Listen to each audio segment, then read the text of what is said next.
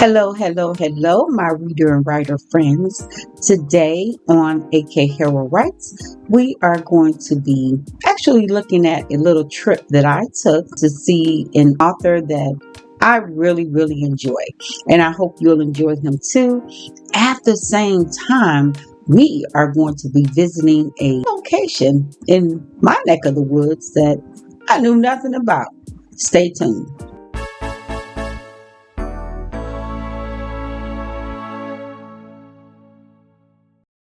Hi, if you're new here, my name is Angela. This is AKHarrell Writes. Thank you for coming. And if you are an old friend, thank you for coming back. Just to know that I am doing this video with the audio overlay because I did not really want to record while I was at the venue and listening to the discussion, and also for privacy's sake. Listen, you'll see what I'm talking about in a minute. Enjoy.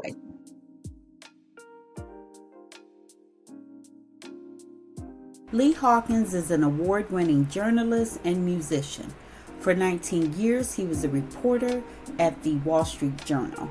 He is a 5-time winner of the National Association of Black Journalists Salute to Excellence Award and a 2022 Pulitzer finalist for his work as a lead reporter on a series about the Tulsa Massacre of 1921. He is the creator of the podcast What Happened in Alabama. It is a 10-part collaboration with American Public Media investigating Jim Crow segregation, survivors, and their descendants. And when he came here, he was actually at the National Association of Black Journalists 50th year anniversary. So that is how he wound up in my neck of the woods and how I got to see him. Prior to the actual interview, Mr. Hawkins was very generous, answering quite a few questions about his past and how the book came about.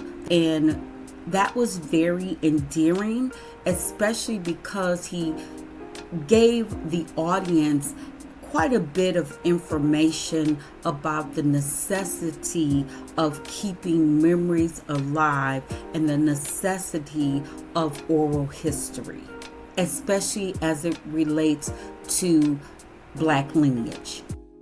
I hate to even put this as answering audience questions because by the time we got to this point, I felt like we were cousins or at least some type of family. That is how Mr. Hawkins made not just myself, but I believe the rest of the audience feel. There was no question that he didn't answer and explain thoroughly. I was very pleased.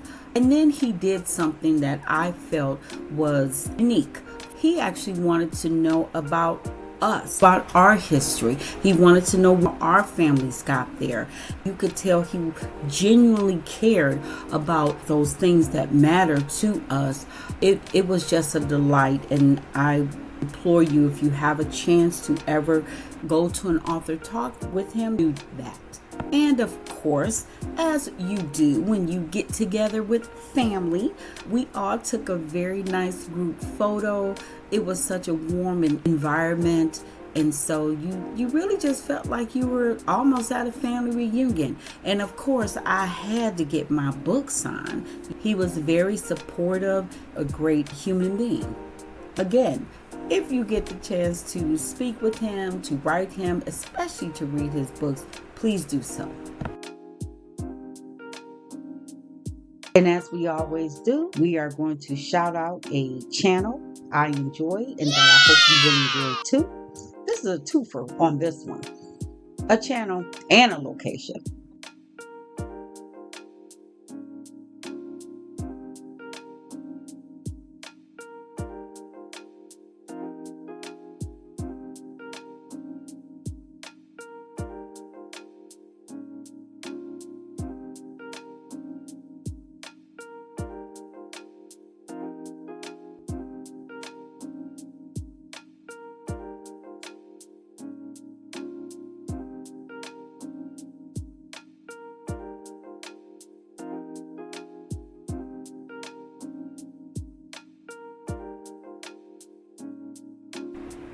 So I told y'all this was a twofer, and that means that we shouted out the channel, but now I'm going to show you the location.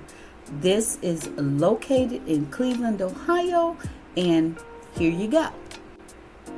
So this is the exterior of the location of ThirdSpace Reading Room. And here's a fun fact.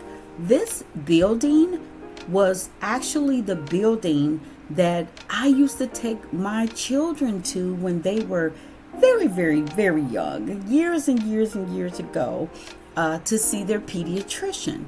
It was a medical building that was actually constructed by a famous Black architect in the city of Cleveland by the name of Robert Madison. Mr. Madison is now 102 years old, and I believe the last time he visited there in person was for his 100th birthday. So Black architect, first one in the city. That's just awesome. I'm just so very glad that they found a great purpose for this building when there is so much history behind it, that they didn't tear it down. Just beautiful. Okay, so I'm gonna start off in the bookstore in the back, and that is the kitchen and dining area. As you can see, they have a full kitchen that can be used in case you want to host an event there.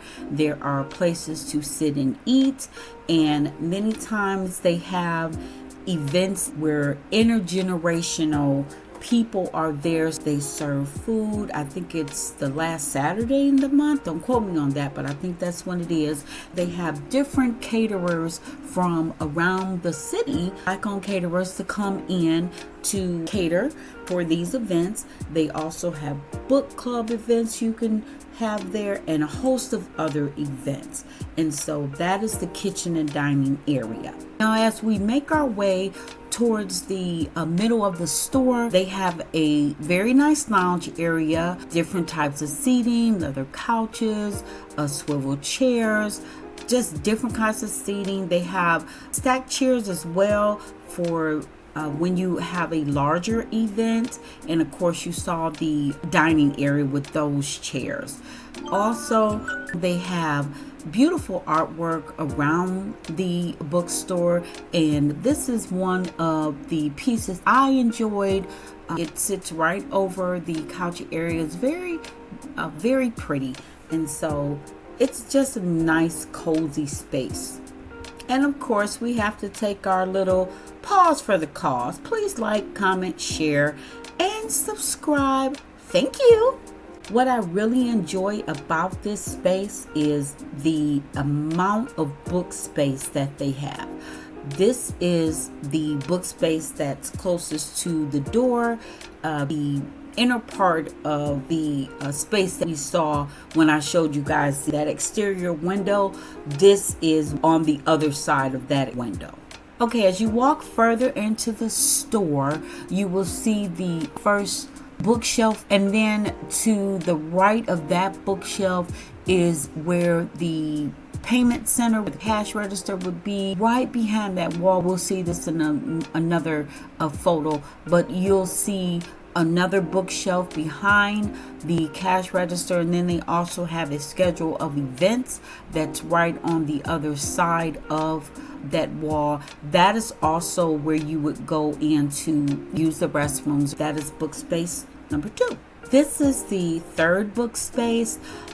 This is the space I was just talking about where the restrooms are located. You go through that little door. This is also a better view of where the payment center is over to the left. They have merchandise there. You see the book bags, and they have other merchandise as well. There is also a bookshelf there, and then to the right there's a bookshelf, and then over to the right of that book table is where you would enter for the dining and kitchen area. This is one of the last book spaces I wanted to highlight.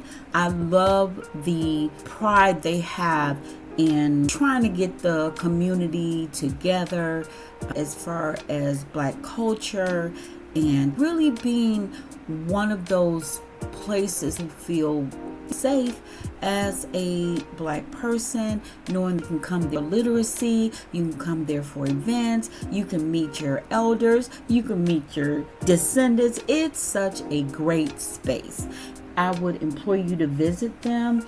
They are known as the Radical Imagination Bookstore. I couldn't give a better name. It's called The Space. It is owned and operated by staff of ThirdSpace Action Lab, a racial equity consulting firm prototyping creative place-based solutions to socioeconomic problems using human-centered insights. Physical space for people to gather, think freely, share ideas for the world we want to live in, hence the Reading Room. It is located in the historic Glenville neighborhood of Cleveland, Ohio, in the Madison building, and it is Black owned. So there you go, ThirdSpace Reading Room. I really hope you enjoyed it. I really, really hope that you go and read this book, share this book. It's going to do some important things for people that you know. Yeah, I enjoy him as an author. It's important work. Thank you for joining me. Please come back again. Until next time, do happy reading and great writing. Bye.